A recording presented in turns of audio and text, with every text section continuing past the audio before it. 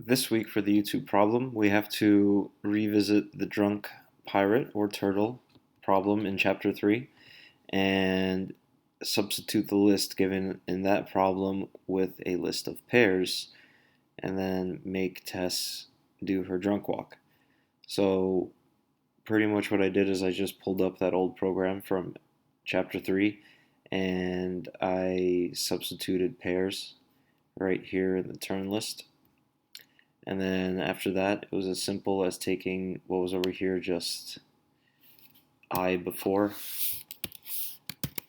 I let I represent the turn angle, and then size for the amount of steps taken.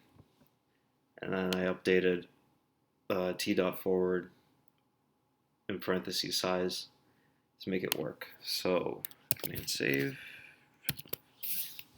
and there's the drunk walk.